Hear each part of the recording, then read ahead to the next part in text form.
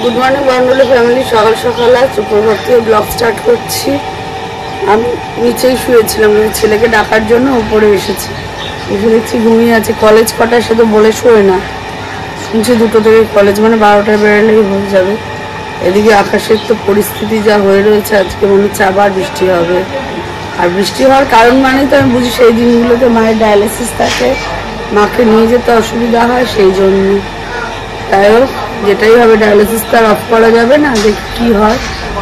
আর নিচে চালিয়েছে পাম্প, এত জোরে আওয়াজ। বাবা আমি ওপরে ঘরে এসেই ব্লক স্টার্টটা করে গেলাম। আকাশটা খারাপ।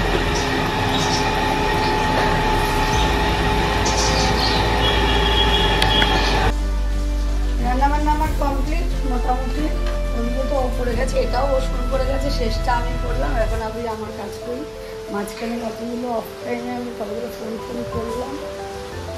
এখন আবার বসে কাজে। আর কিছু দেখতে আসি বাবা মা কি করছে। তেল অফরোজ করতে করে দিই। আমার বাবা তো আবার যেটা দিয়ে প্যারাটি খাবে মনে হচ্ছে। ছেলে যাবে স্নানে, ছেলে যাবে কলেজে, ওর সাথে যেতেও পারি, ঠিক নেই। সঙ্গে জিনিসপত্র নিয়ে গিয়ে কাজ করতে করতে চলে যাবো। ভিডিও কতটা কি হবে আজকে তাও জানি না। বিকেলে আছে ডায়ালিসিস। আর বাইরে একটা জিনিস, গঙ্গা চলে এসেছে বাড়ির কাছে। কি পরিস্থিতি, এইভাবে কিভাবে কি বাবা, আমাদের এই পাশটাও জল জমে গেছে, মাসির ওখানেও জল গেছে। দাঁড়া, কত জল। শুধু এইটুকুনি হয়, ওই পাশটাও তো হয় না। মাঠে জল, গ্যারেজ থেকে আর কি গাড়ি বের করা, সেও কষ্টকর। আবার কলটা বন্ধ। বললাম আকাশের পরিস্থিতিটা ভালো না, বেশ ভালো লাগছে। বৃষ্টির মতো বেরাবো, যাই না কোন গাড়ি নিয়ে বেরাবো কি ভালো কি বল। এখন যাবো একটু ওপরে, নিয়ে আমার জামাটা নিয়ে আসবো, আর কি কি আছে নিয়ে আসবো, এনে তারপরে যাবো স্নানে। ঘড়িতে যাচ্ছে ধর, আমাদের ঘড়ি বলা না বলা সমান, ওই 2:30 হবে হয়তো, কারণ এই ঘড়িতে বাজে 2:20, 2:30 মতন বাজবে। আমাদের জলটা নেমে গেছে। জল নামতে বেশিক্ষণ সময় লাগে না, কিন্তু রাস্তা যে ড্রেনের নোংরা ইয়েগুলো, আর একটু হালকা বৃষ্টি দিয়ে রাস্তাটা ধুয়ে দিলে পারে। যাই হোক, ওপরে যাই। এই তোদেরকেই তো খুঁজছিলাম, খাবি না আজকে তোরা? দেখো সব শীতকালের ঘুম মেরেছে। শীতকালে মানুষ যেমন নড়তে পারে না, এরা বর্ষাকালে ঘুম দিয়েছে। যাই, জামাটা নিয়ে নিচে যাই।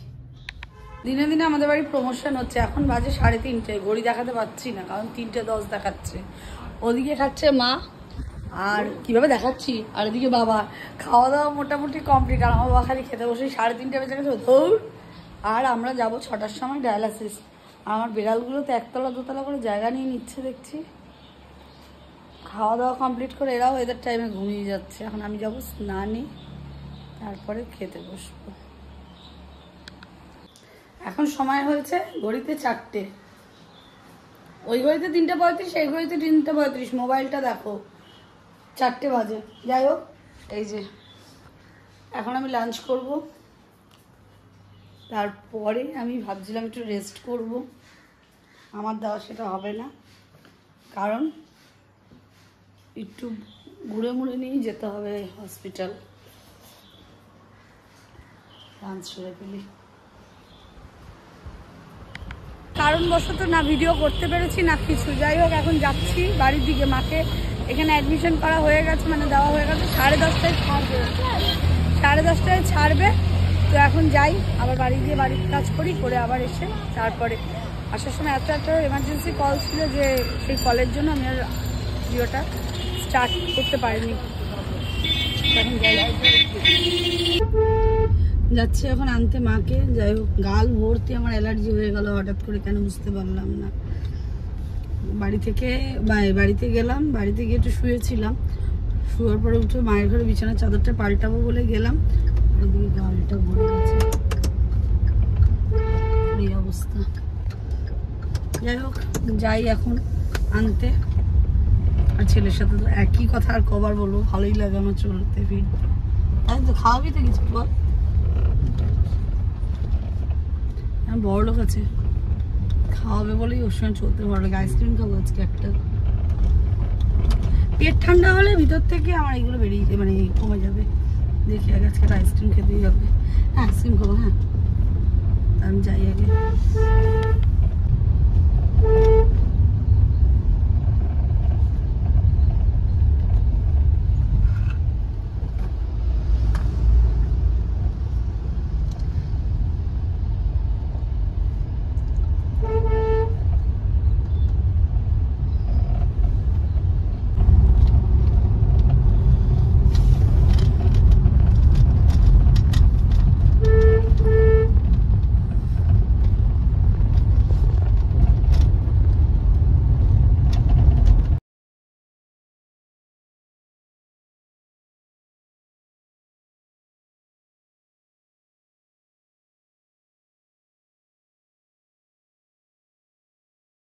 সম্মান দিয়ে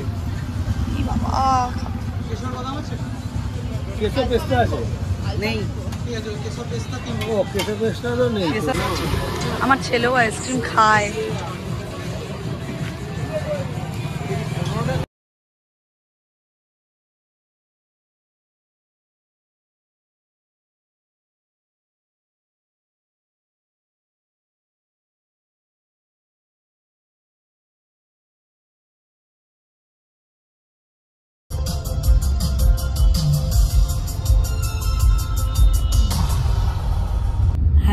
সেটাই, আইসক্রিম টাইসক্রিম খেয়ে তারপর যাচ্ছি বাড়িতে। আইসক্রিম খাওয়ার রিজন নেই কোনো, তাও আমি ভাবলাম যদি আইসক্রিম খেলে গালের এইগুলি একটু কমে।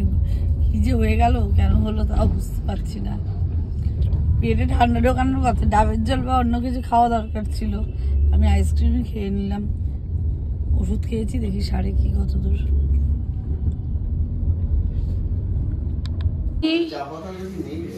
হ্যাঁ, স্বামী এখন বউয়ের সেবায় লেগেছে। কি বলবো, কালকেই তো বলেছে। ও তো এই দার্জিলিং চাটাকে করছে, শেষ করছে ওই জন্য। হ্যাঁ, চা খাবে কি করে তাহলে? বাচ্চা এখন 12:27। শুদ্ধ মেশিনে জামা কাপড়গুলো দেবো, দিয়ে ব্যাস ঘুমিয়ে যাব। আজকে আর কোনো কাজ নেই। এডিট ফেডিট করবো কিনা ভাবছি, বিরক্ত লাগছে আছে গালগুলোর অবস্থা দেখে। মারা ওই ঘরে, মা তো আমার এখন কন্টিনিউ মোবাইল দেখেই যাবে, একে তো বলে লাভ নেই। আর আমি আমার মতন এখন এই মেশিনে জামা কাপড়গুলো দিয়ে তারপরে শুয়ে পড়বো, চালিয়ে দিই মেশিন।